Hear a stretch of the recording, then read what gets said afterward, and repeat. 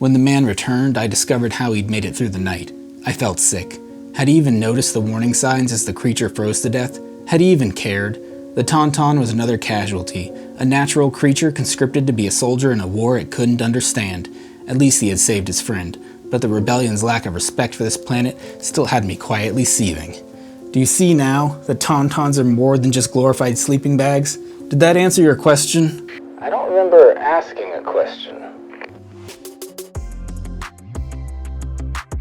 Hello all, I'm Josh, this is Josh Builds Stuff, and today we are witnessing a battle of the ages, the oversized giant Tauntaun facing off against the tiny baby AT-AT fighter. Or perhaps these aren't oversized or undersized creatures, they are just LEGO Star Wars Microfighters. That being the case, this set came out in March 2021, contains 205 pieces, and only costs 20 bucks for the pair of them. For those who are uninformed or just uninterested, these two are a part of Microfighter Series 8, which came out in 2021. The only other set as a part of that series right now is the Millennium Falcon, which we reviewed earlier this year. My initial impressions on these two builds, well, the AT-AT is SO-SO. That is, he's just so-so. I think we've gotten AT-AT Microfighter builds in the past, some in the heavily armored version, some like this one in the standard AT-AT version, and this guy, he looks fine for what he is, but he's not the reason why I bought this set. The real reason I bought this set was because I have a special affection for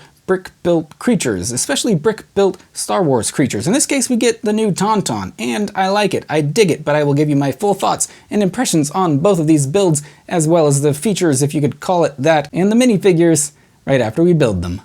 The builds for these sets were simple and contained a whole bunch of little pieces. Big surprise there. The AT-AT, when I was building it, I was like, something feels familiar about this build, and I went and looked up my old videos and other Microfighter sets that have come out, and sure enough, I've definitely built Microfighter AT-ATs in the past, and this build was no different. The Tauntaun was a little more fun to build, and I think he was a little more creatively designed, in my opinion. Honestly, I found myself wishing that he contained a few more pieces and was a little bigger, but I understand that due to the limitations of price and piece count, these were the sizes of the sets that we had to go with. So here are my more detailed thoughts on these sets. Still good. I haven't changed my opinion on them from a few minutes ago. 3 things I will say about this set. I think it's well priced, I think it's well designed, and I think it's well timed. I say it's well priced because, well, there are 2 Microfighters, each of them cost about $10 a piece, and then we get to a $20 price tag overall. When I say the set is well designed, I'm specifically talking about the Tauntaun because, again, I like little Microfighter built creatures. I think we've gotten a Bantha in the past and at least a Dubog in the past, and I will gladly buy any Microfighters that feature any Star Wars brick built creatures. And I say this set is well timed because I think LEGO chose a really good time to release this set. Had LEGO released this along with a whole bunch of other LEGO Star Wars sets, I think a lot of people might have skipped over this one in favor of some of the larger, more expensive sets.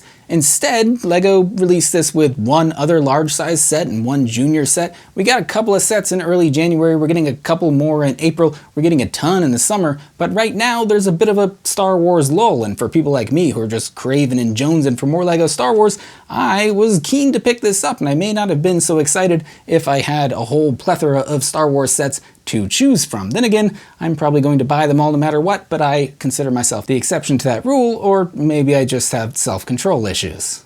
Looking at these 2 dudes individually, I think the AT-AT, like I said, I think it's fine for what it is. I think it captures the overall essence that most Microfighters usually go for, where there's some sort of comical, disproportionate proportions between the set as it would normally be displayed in a large scale, and then they shrink it down and stick a minifigure on top. It looks kind of funny, but it gets the point across, and I think for that reason these sets tend to be fun. In that respect, like I said, the AT-AT gets the job done. The real reason to pick up this mini AT-AT is for that minifigure in the AT-AT. I believe the only other set where you could get this particular AT-AT pilot was in the big version of the AT-AT, which was like 150 bucks, came out in late 2020. I didn't even buy that set because I have a different AT-AT, and I was like, this seems pretty repetitive even for me. And so if you want this little figure, I really dig the look of AT-AT pilots, especially their helmets, and so I think this minifigure is almost worth it to pick up this set by himself. But on to the real hero of this set and of Star Wars in general, because the Tauntaun was a noble creature who was literally willing to lay down his life for the cause of the rebellion. That, or he may have just frozen to death and, like I said earlier, have been used as a glorified sleeping bag. Speaking of, I believe this is supposed to be the Tauntaun and Luke Skywalker from that exact scene. This could be moments before, I don't know, he falls over frozen. And it's a little funny, I'm going to call it, that the display of this set literally shows an ignited lightsaber hanging off the side of the Tauntaun. Like, you could just picture the Tauntaun riding along in the snow being like, hey buddy, what do you got that lightsaber for? What are you planning to use that for later? I don't think that needs to be turned on right now. There's no real reason to have that ignited right now, right? Ooh, getting a little late, huh? Getting a little cold. All right, I guess we'll just keep riding on.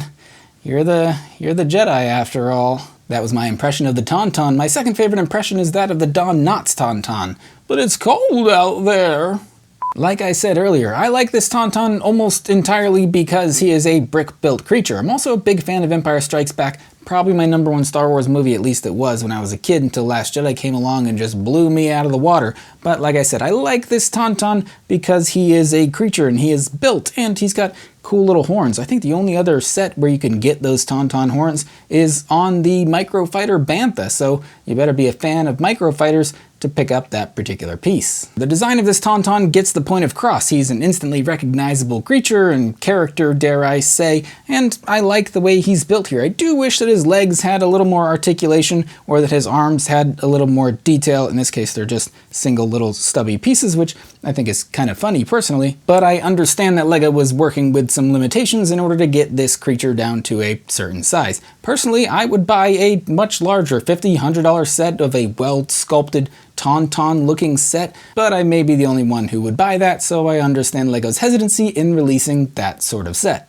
As for the minifigure on this side, this is supposed to be Luke Skywalker in his full Hoth getup, though I could not tell you how much of him is unique to this set. I can't actually find this LEGO head in the database, so I'm inclined to think it is new, or at least relatively new. Even so, I like his whole getup in this case, and I think he's a cool minifigure. And so that makes 2 for 2 decent minifigures in this set, so if you're into collecting those sorts of things, then this set is almost a definite buy for you. So overall, I think it's a decent couple of builds, and I think they're worth picking up, especially during this lull, we'll call it, between other Star Wars sets being released. So if you've got $20 burning a hole in your pocket, go ahead and pick them up, if you can find them in stores, that is. Also, I bet Luke wished he had $20 burning a hole in his pocket when he was freezing to death on Hoth. Then maybe we wouldn't have had to sacrifice the noble steed that was the Tauntaun.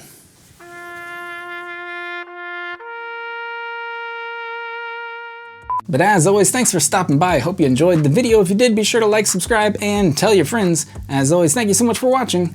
I'll see you next time. The unit Veers commanded was Blizzard Force, so named because the AT-ATs were specifically designed to function well in cold weather operations. Veers had personally selected each and every soldier who served in his unit. His AT-AT was, of course, Blizzard 1. He did not believe in sentimental nicknames, although he often oversaw repairs, and everything inside was to his exact specifications. 40 armed and armored troops were ensconced within the transport's belly, and stationed along with Veers in the front-facing command center were TK-5187 and TK-7834, the finest gunner and pilot Veers could find. They sound like they were good men. They were good